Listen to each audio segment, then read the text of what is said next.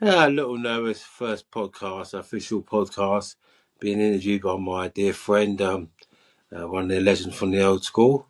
So I'm Antonio DeVere Carrington, age 58 next week or in a couple of weeks. Originally from a little area called Somerstown, close to Euston and Kingsford Station. I'll get into that a bit more because that was very, yeah, I got a lot of trouble in my life in that area, of course. Uh, so, yeah, about myself, ex-football hooligan, mental health patient, prisoner, bartender, Arsenal football coach assistant. I actually worked in the Arsenal Stadium, Highbury, ex-youth worker, player leader, road sweeper, you name it, I've done it. And you know what? And I was thinking earlier, I have been interviewed many times over the years, but by police, doctors, consultants, mental health teams, you name it. But I've never been interviewed for a podcast, so this is a new thing. So I'm really looking forward to this, and we'll see how it goes. So I was going to introduce my friend Alan. Right. I'm Alan Bates. I grew up in the Archway in Islington, top of Holloway Road. I had a young daughter, very young. I was 19 years old, so it kind of forced me to grow up. So I done the football bit very early. Always found the football bit and being around my pals a little bit better than home life. I was the youngest. The youngest are always normally the superstars, but it's a bit different in my house. I think they were comfortable with my brother and sister, and then the young one come along, and it was kind of an unwanted gift, as they say, as my mum would remind me on occasion. So yeah, I mean, I've done many things. Done the football thing, graduated from the football thing into things that you don't really want to talk about too much because they were very scary, and some people are cut out for it, some are not.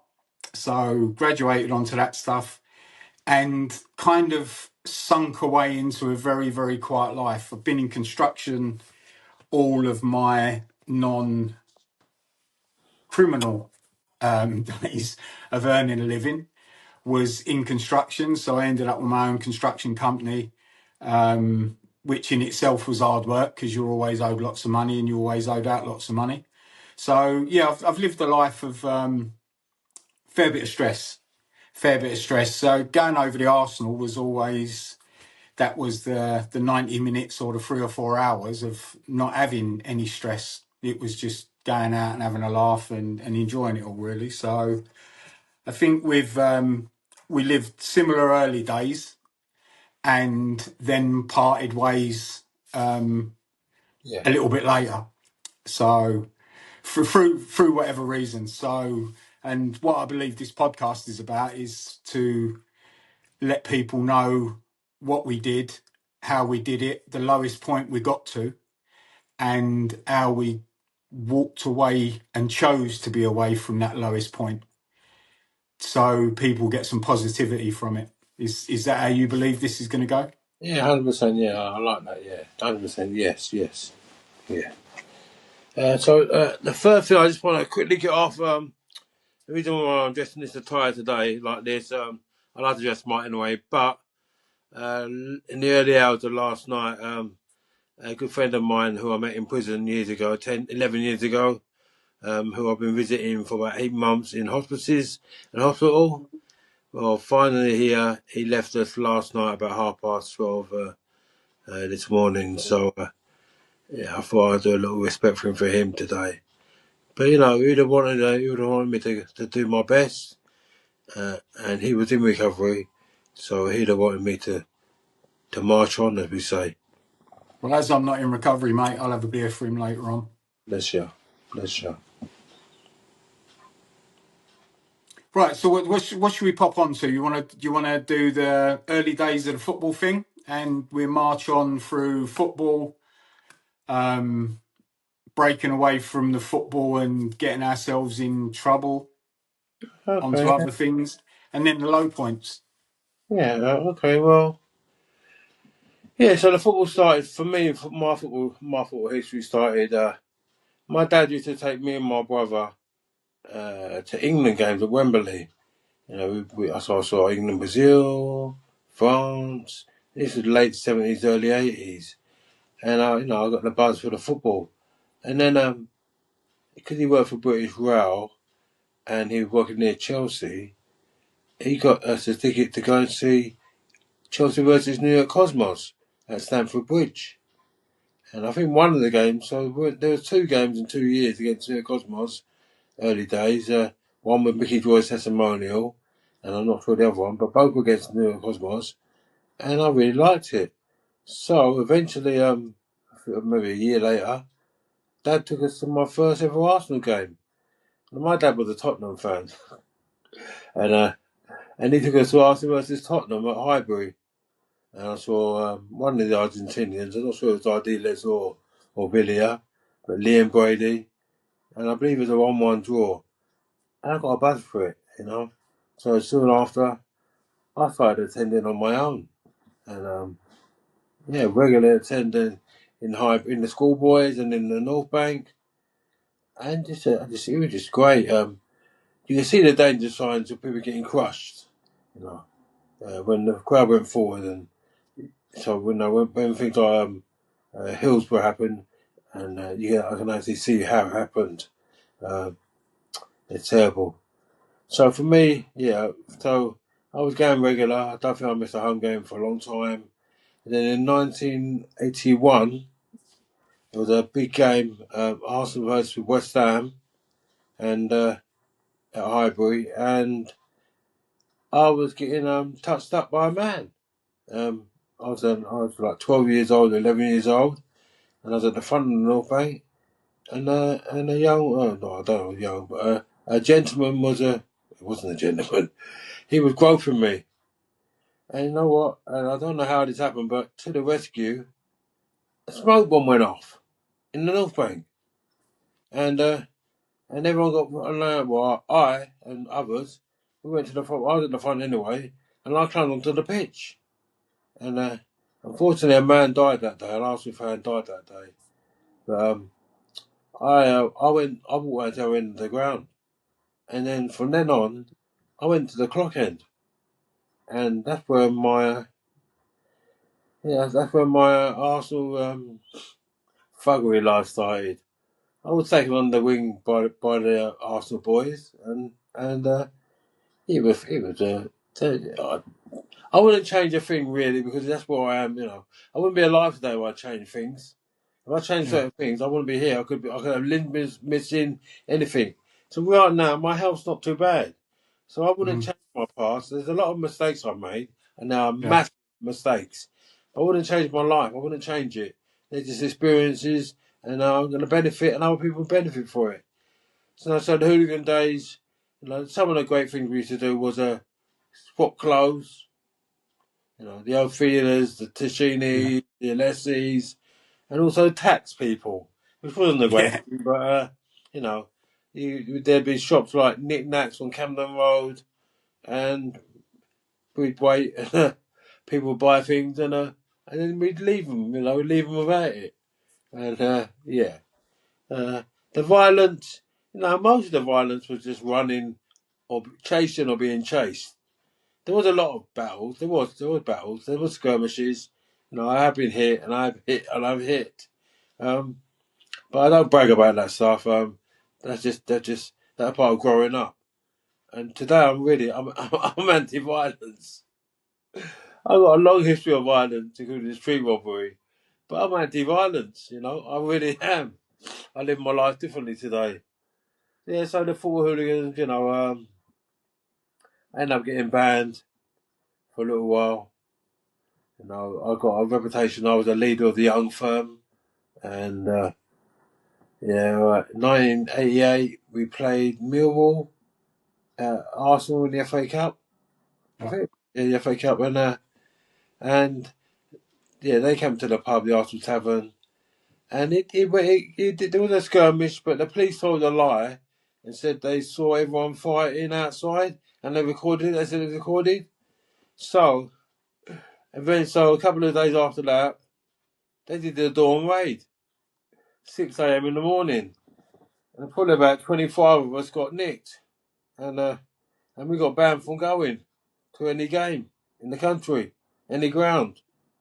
But me and my wisdom, I decided to go to the League Cup final against Luton, and uh, and as I walked through the ground, aye. So that was my first. Yeah, that was my first time in prison because I was banned. They weren't giving me bail. They were definitely not giving me bail. So I went to prison and I went to Feltham. 2 weeks later, he went to court, and guess what? Judge kicked it out because the police told lies. There was no recording. There was no. They didn't see me fighting anyone. I didn't. I didn't. There was no. I didn't fight anyone outside the pub. So that was a lie, and so everyone else I think got their case kicked out. Yeah, yeah. Now you were And talking about. that was just the start of it, was it? Well, I'll say that wasn't the start. That was mid-season. I had a reputation by then. I was 20 by then. I started following the boys when I was about 12, 13. Um, Going back, I know you talked about the Lyceum before another one of your podcasts. Uh, so I used to frequent the Lyceum at an early age, say Yeah. 14, 15. Mm. And you talked about the battles north, east, south, north, east, and all that stuff. One year, I was in there. We came out. I think it must be close to New Year's Eve, and we were heading back after a skirmish towards Oxford, uh, Oxford Circuit, Oxford Street. So we're heading that sort of way. Yeah. And an old man got knocked over as people were going past him, and unfortunately he passed away. Anyway, so the next week there's a police box outside the Lyceum. So I go in and say, yeah, I saw it happen, and it was an accident, and I didn't knock him over, but someone knocked him over. Know what they did again? A dawn raid again. 6 Oh a.m. in the man. morning, I'm going to school, my exams. I get taken to police custody, and so does my brother, and about must be about 15 or 20 of us. We all end up in a police cell. And it was a liberty, really, because that was 6 in the morning. I didn't get out till about 11 o'clock at night. And I didn't tell Mm. my parents I was in there. There was no way I was telling my parents.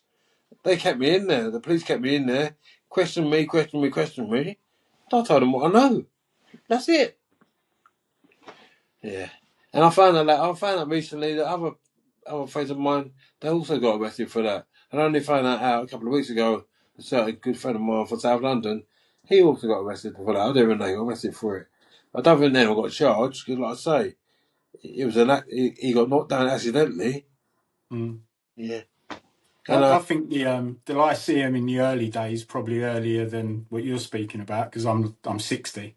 yeah, That's what kind of brought us all together. It brought Kentish Town together, brought the Archway together. So even if it weren't football, we were having it every single week with Ladbroke Grove.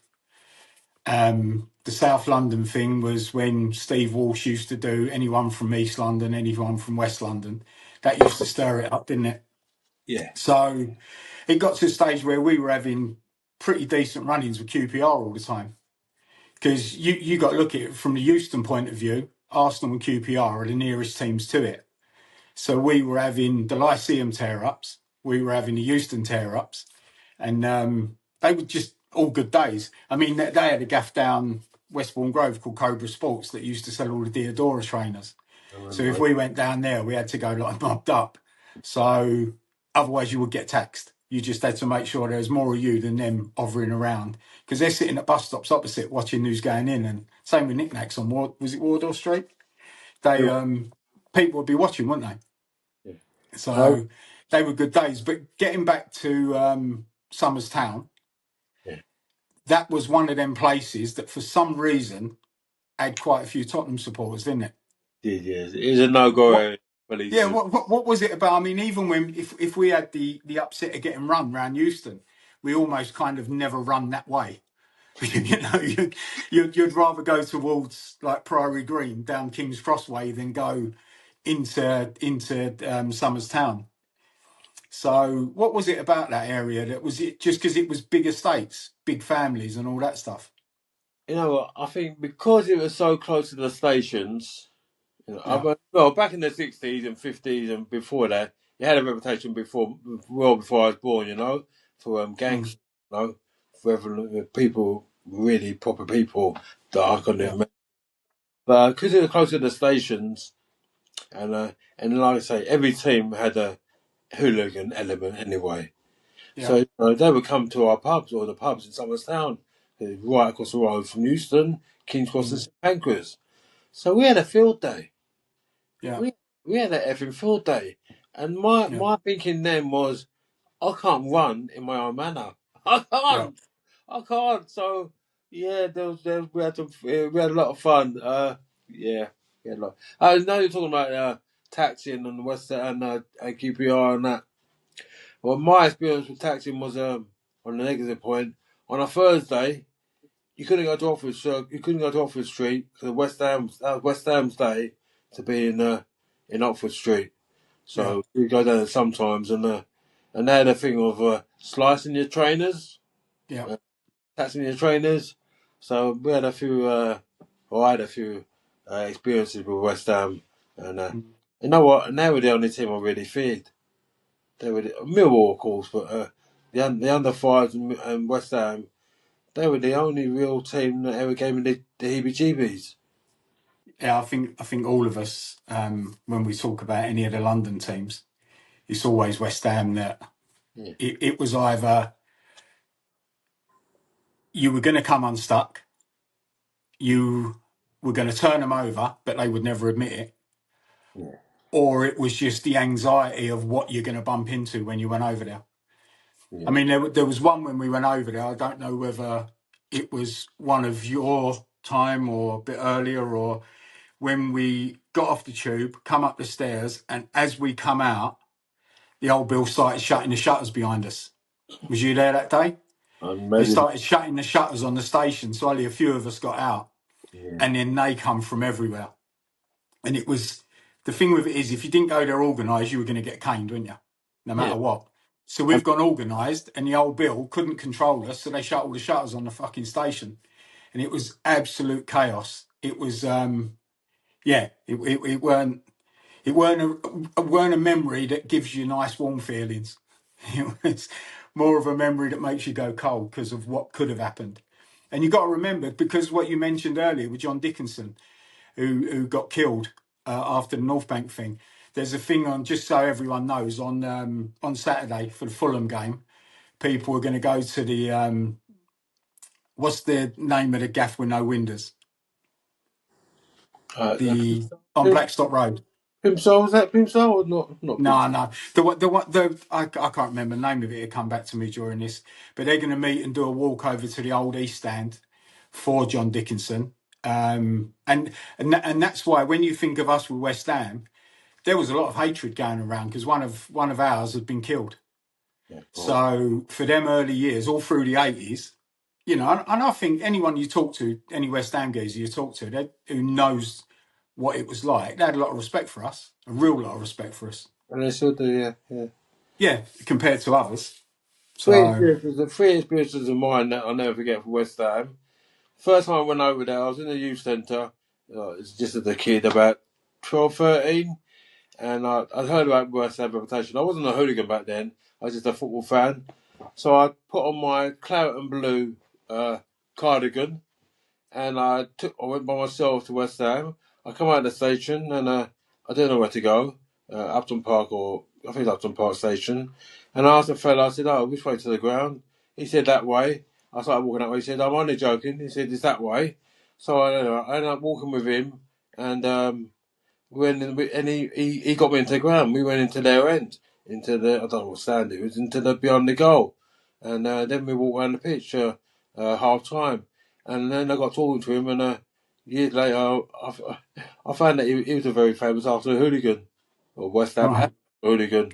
I won't mention his name Yeah. on it. I don't mention the name, but yeah, he was a hooligan, and he was he was very famous. And Yeah. then my second experience with West Ham was I went again. I turned up late again. I was with my little friend from South London, and we ended up at Stratford Station. And then for somehow, I don't know how, we bumped into the rest of the South London mob on a bus. So Mm. there's a few of us, some very heavy fellas. So we Yeah. come up, we go out outside the ground on the bus. The game had already started. Um, for some reason, I had the standing knife with me. I only carried it a few times, and that was the last time. And I pulled it out on a famous West Ham hooligan, youngster. I will mention his name, Shakesy, and Mm. and now I got grassed up, and so he said he's got a blade, and I ended up getting nicked and put in a cell, and I He's ended got up some neck saying that he's got a blade, hasn't for some reason he had a reputation for a blade, and he? Yeah. I wanted to get him anyway, and I Yeah. never ever cut anyone. I've never ever cut anyone, but Mm. so I got a £40 fine, and that Yeah. was my criminal record. And then the best, well, I say the best, sorry, probably the best for Arsenal, 985, and Mm. we made clothing because of this game. Liberty's 85. Yeah. We went into their seats, you know. We had tickets, and I think we're the only team probably to ever do it. I think that at the time, and we went into their seats, and no one had ever done that. So we had a massive firm that came from one of the stations, walked down the street, and we had little scuffle getting into the ground, scuffle in the ground. I think we stayed in the seats. I don't think we stayed the whole game, but yeah, and that was called Liberty's 85. Yeah.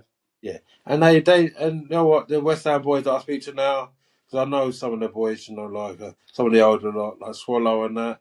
In fact, even tomorrow, I'm going to a centre force rave. Centre force is a radio station set out by the West Ham boys, Yeah. by Ham boys.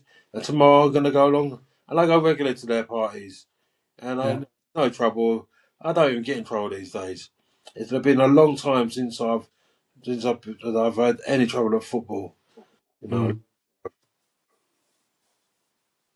I yes. think the way mine started coming from Archway was all the older kids on the estate that that used to drink in the Stone. They got to an age where they were going football. They were doing the fighting. We were the ones who used to hang around the roundabout at Archway.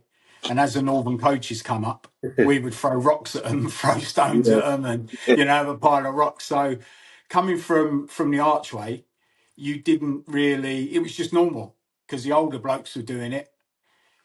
So you kind of just followed. Then you got to a stage where you went, and I think the fascination for me was that I went to a few Tottenham games. I went to a Leeds Ipswich game. I went to a couple of West Ham games. I went to all these different games just to watch what was going on. When it becomes like a fascination when you're a kid, like you said, and you almost not watching the football. You're watching these blokes, and you just kind of got your eye on them. And I remember a little Millwall fella, a black fella that came, a cross-eyed fella. He came in, and I will never forget his face when he walked in because people will follow him. I don't know who he is to this day. I was a kid, but you were what a lot of Northerners don't understand, or maybe they do. I think they don't understand is what London's like with the 13 teams. The areas, the housing estates. You think of guys as from Somers Town that never went football, that are absolute fucking bonkers. And if they did go football, they'd be notorious. It's the same in Archway. We've got geezers up there that are absolute fucking maniacs. I They've know. never been football in their lives. Never Yeah. been football in their lives. But they used to go in the Stone and everything. But yeah, so I think what happens is where I grew up, where you grew up with Euston and all that stuff, it's part and parcel of life. It's not saying you go, oh, I'm going to do that when I'm older. Oh, I've always thought some of these weirdos that say live in Ramsgate, one of these Cockney Reds. I won't say who he is, but you're a Cockney Red. You have to get into London, then get a train all the way up to Manchester to earn your reputation. You must grow up wanting to be an hooligan. Whereas people like you and me, we grew up in the areas where it was just normal, wasn't it? Well, I grew up wanting to be a football fan. It just happened Yeah, to yeah, go yeah, into, just going to the yeah, right. No, and yeah, yeah. yeah. But could you imagine how boring it would have been being a football fan if you didn't get into what you got into? Might have been out in prison. Yeah, all right, No, yeah, no. yeah, You know what? Like I say, I can't change it because who knows what would have happened if I didn't. Could have walked into yeah. the road and got knocked over. Anything Well, could happen. So who knows? I never done the prison thing, but I got cut by Liverpool outside the Stone at the back of the Stone, and I had 48 stitches, and my neck was all twisted and damaged. All the bones in my neck was twisted. My brain was enlarged where it swelled up and all that stuff. Everyone around Archway, was hearing about how badly cut I got, and it puts the wind up there. You actually think to yourself. I mean, the doctor turned around and said, if you didn't pass out and piss yourself, because that's what happens. You pass out, everything gives way. If you didn't pass out and piss yourself, they would have carried on kicking you. And if they carried on kicking you and stamping on you, they probably would have killed you. So passing out was the better thing. As an adult, you look back at that and you go, "Fucking hell, how close was I?"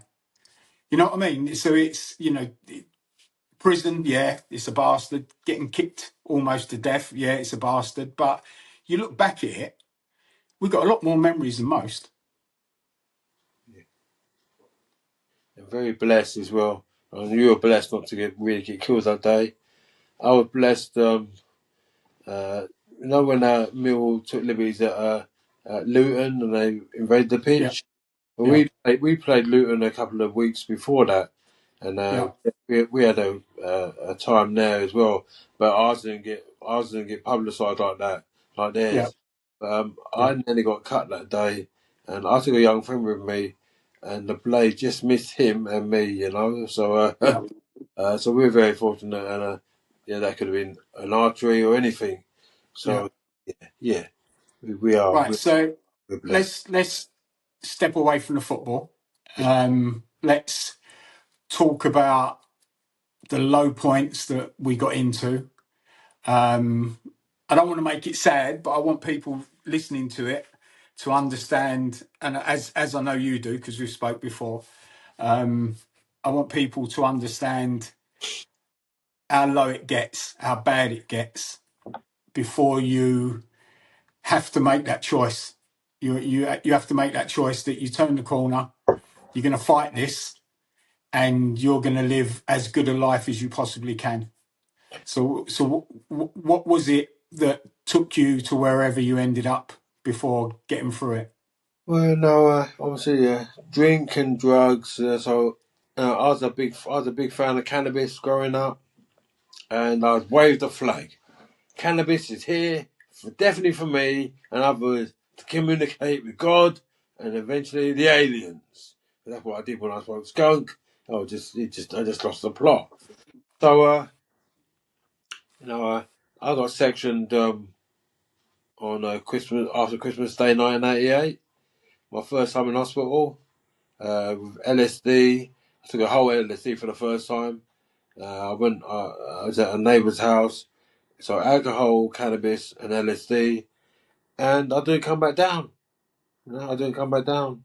So my dad ended up taking me a couple of days later to a hospital, and that's where I started my first of many, many. I would say 13 times sectioned in 35 years. Fucking hell. Like I say, that was when I was 20. I'm now 58 this in May. And so I wait, and I would come out of hospital. I was a youth worker at the time, in a local youth centre, and I come out of hospital, and and I apply for a summer job, and I get the job, and I carry on smoking cannabis, and then wonder why 6 months or a year later I'm back in the same mental hospital. It's not my fault. It's all your fault. It's all you lot's fault. And the Mm. paranoia was there, and that carried on and carried on, and nothing really changed. Yeah. I sort of stepped away from the football violence after that because my mental health wasn't great. I couldn't really drink alcohol properly with the medication, and uh, Mm. and I finally found a drug that was I call my nemesis, crack cocaine, and it found me, and it was. So I soon my flat, my new flat, soon became a crack house.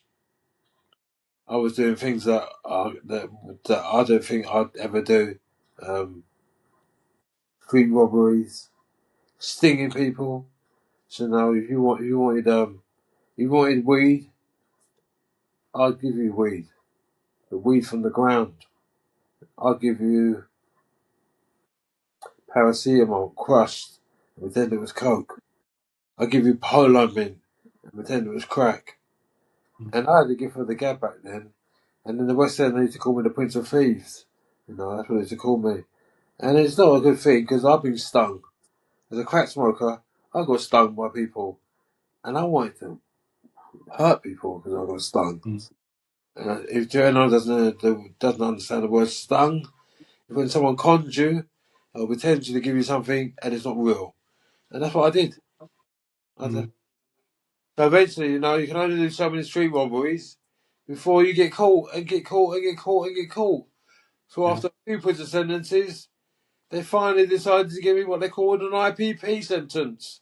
In 2006, 2006, I got an IPP sentence, which is a imprisonment for public protection. And I thought, yes, I got this sentence, and I'll be out of prison maybe maximum 5 years if they give me an 8 or 10 year sentence. Mm. But the IPP sentence on the computer in the prison, it never changes for 99 years. Yeah. There's people in today, 20 years later, and although the IPP sentence is now being abolished, it's been taken away, there's people still in prison, at least 2,000 people in prison, with an IPP sentence. Yeah. So, yeah. So, I know, I go to prison, and you know what, I changed my life when I get into prison. I become a drugs worker. I walk around the whole prison, and I'll be able to get doors open.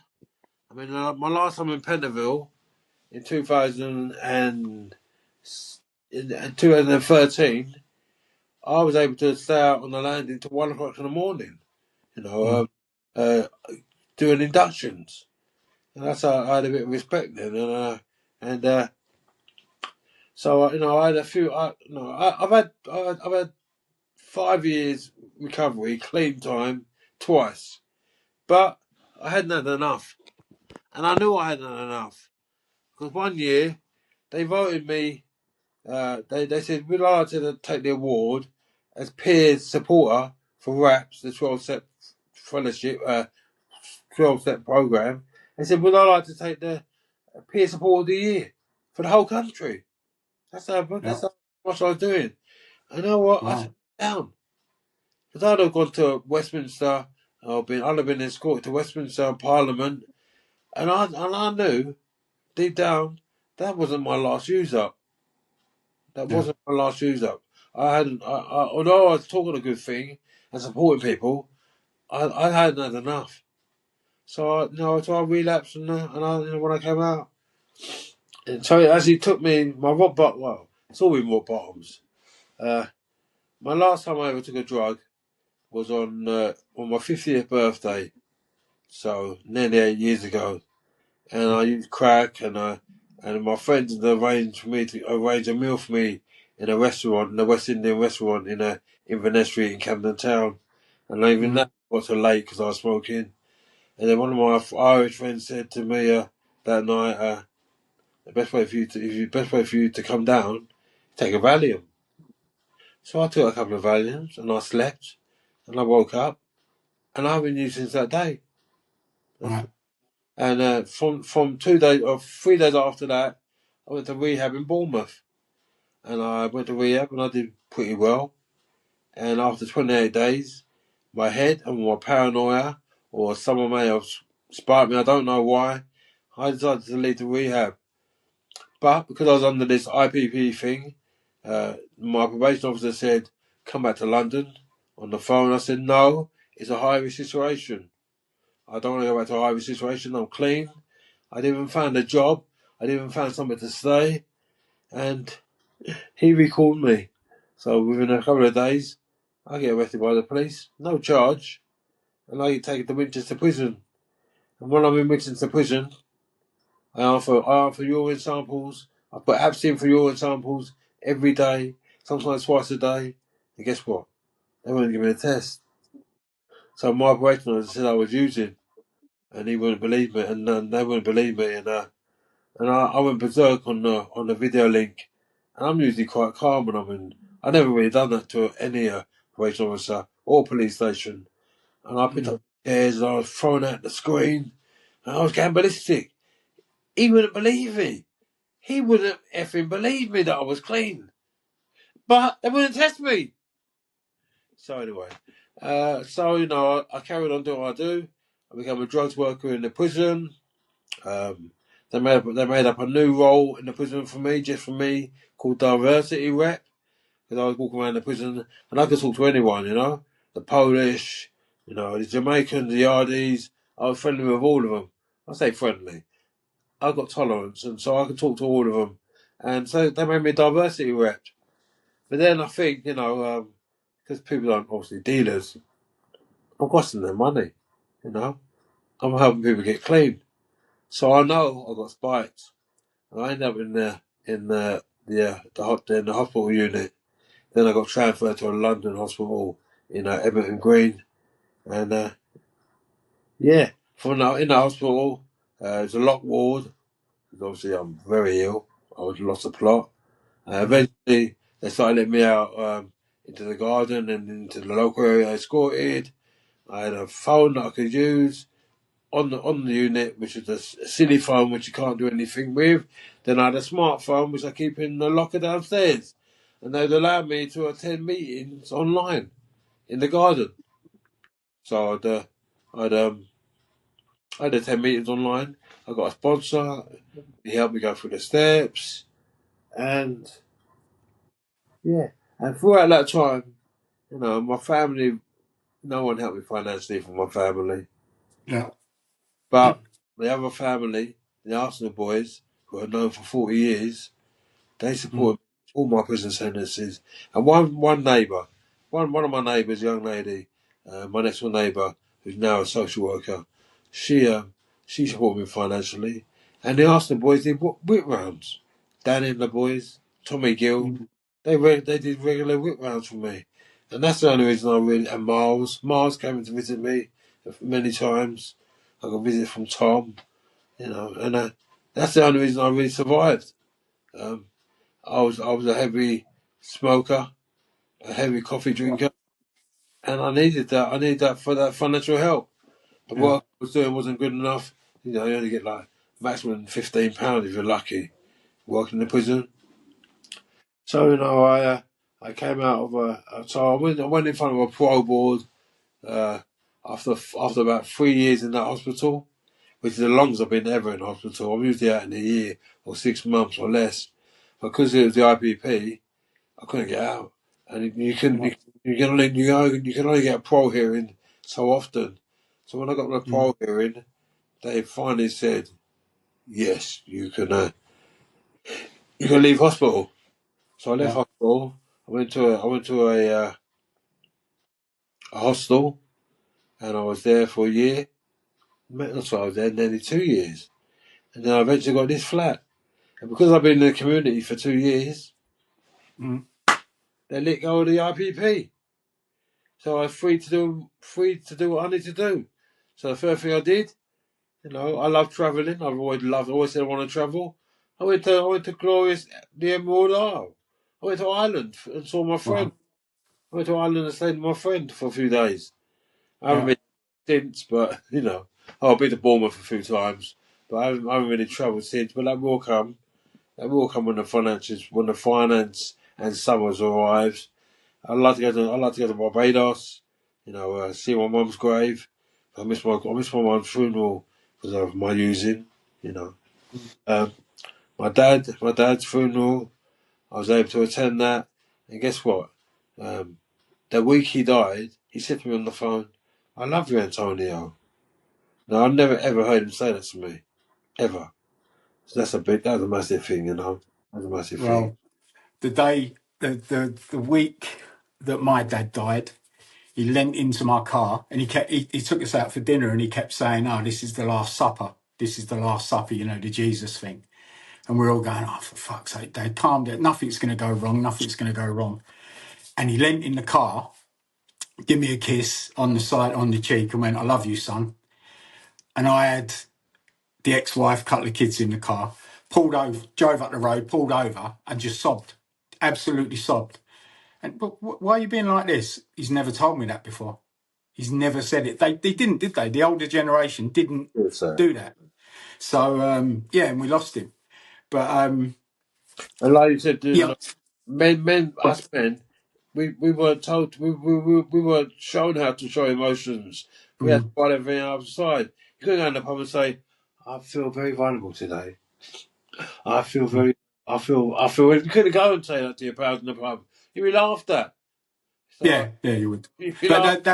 that's what I believe. What we're doing is about.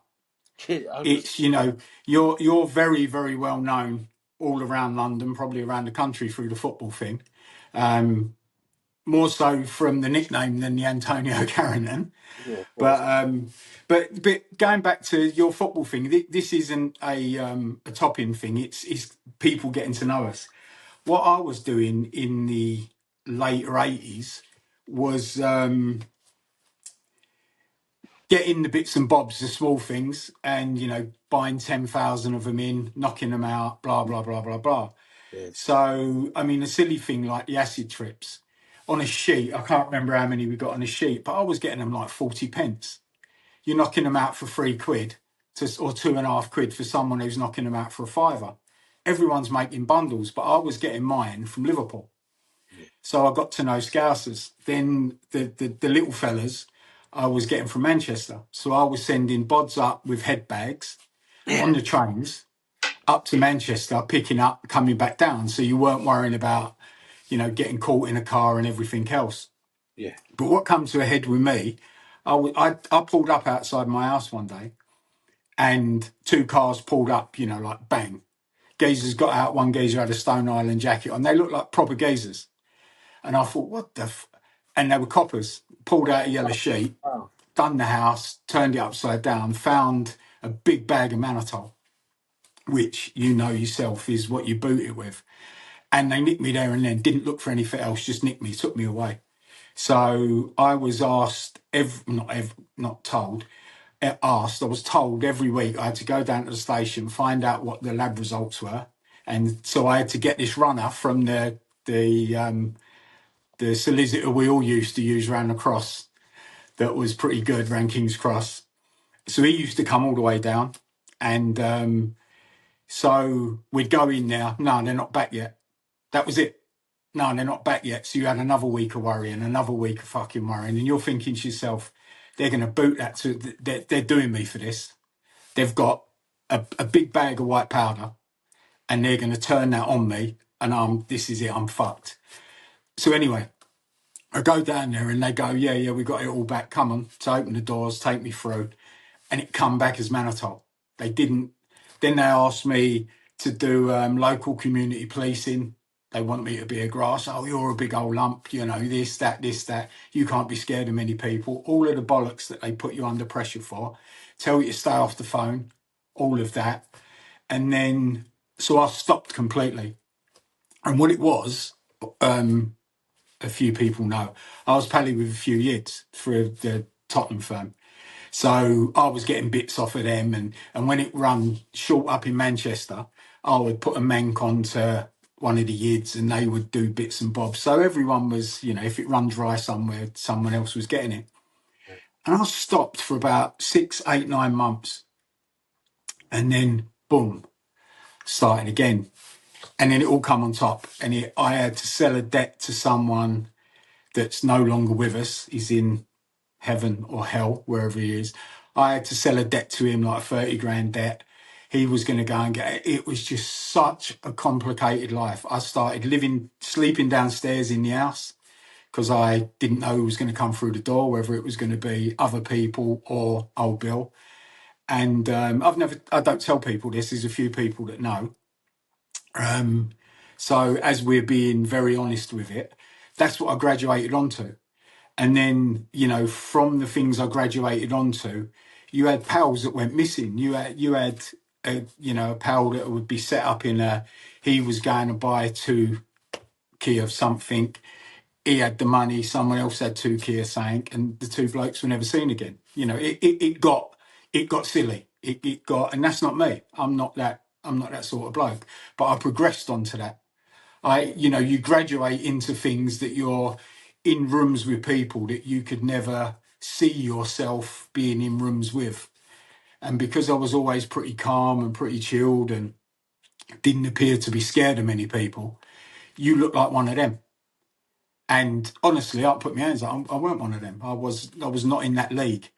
And then I ended up moving away. I moved away from London. One day I just went, fuck it, I'm selling the house, moved away, went right out in the country, had a few dogs, started breeding my dogs and just getting on with life. I had to get away from it because it was, people were dying. People were dying, but not through drug overdoses. They were dying because of, Yeah. what they were doing to earn their pound note sort of thing. So, yeah, it got silly. Then, back to the parenting thing when, you get told your parents love you and it's the only time you can ever remember it. If I was to have come to you 10 years ago and said, I'm really struggling, I've now got a catheter, I'm shitting into a bag, I just want to die, how would you have reacted? You Yeah. don't do it, do you? You don't go to these people and say, look, I need help. So that's why I've put myself out there, because if people need help, they need to go and talk to someone. And if they don't feel they've got pals they can talk to, do it official, go to the doctor. Be brave. Be brave. That's how I feel about it. Going back to that crazy world you're talking about, the first ever funeral I went to was in 1988, which is also the first time I ever went to prison with the Millwall. And Yeah. my young friend, he died after drinking his brother's methadone. Anyway, that brother, he became very high in the drug dealing world, and Mm, he was shot, cut up, and burnt. I don't know which order, and mm. he was a good friend of mine. And that's two brothers through the drug related. One Was through he off of down? Was he from down the Cali? he was from Camden, Yeah. Camden, yeah. Mm. He, Well, when we talk outside of this, that might be the one I tried to sell the debt to, okay, yeah, yeah. but I'm not talking about that on this. No, no, no. But anyway, so Yeah, we live that life. so that drug life. You know what? I do things differently today. Since Mm. coming out of the hospital, I've been when I was in prison, there was a company that they give suits to people and they help people get back into work. And when I was in DCAT prison in 2011, I went and saw them, and they gave me a new suit. It just happened to be a Burberry suit. And so, years later, nearly 11 years later, when my dad passed away in 2021, I'm in hospital. I contact the same lady who owns the company, and she sends me clothes galore, hats, everything. She sent me things nothing to do with the funeral. Cashmere jumpers, cashmere Ralph Lauren jumpers, Ralph Lauren shirts, shoes galore. I thought to myself, you know what, this is very strange. I was overwhelmed. And I said to myself, I'm going to do voluntary for you. I'm going to pay you back. So for Mm. the last 3 years, I've been a volunteer. And I Yeah. started the run, I just helping sort out around the place, which I still do, and the shopping, which I still do sometimes. But then eventually, about a year and a half ago, I'm a stylist. I dress people. So I get the tape Excellent. right, I dress them, and I choose the right clothes for them. Mm. Wow. Hey, presto! I do another charity in Holloway Road. There's a charity shop called St Vincent. I'm a volunteer there. I go in every Yeah, Sunday morning, and other days when I'm free. yeah. Um, the mental hospitals, I now get paid sometimes for interviewing consultants and Okay. and staff. I Mm. do inspections in hospitals. I get paid a lot of money for that. I'm part of another group that meet every month called Community Connectors, who we fund forensic groups. So someone's got a project they want to run the hospital or in the community. We, or me and the team, we make decisions whether we're going to give them £5 sometimes even 100 grand. Yeah. We pay a little bit of money for that. And then, the lastly, recoveries.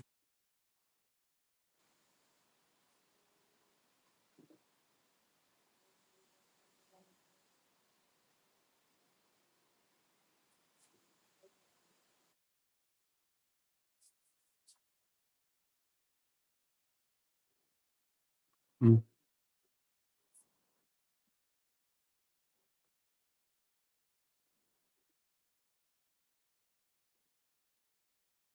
Okay. So would your advice to people be that once you've accepted that you need help and you've accepted your problems, that you can't fight it yourself, um, do you have to keep yourself busy? It, yeah, yeah, yeah. But where did you learn the structure from? Going to the meetings or?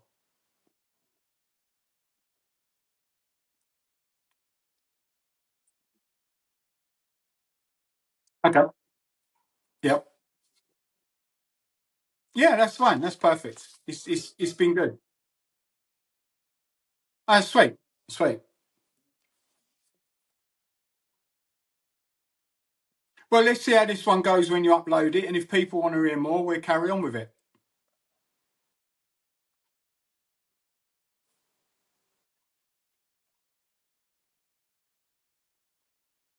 Yeah, yeah.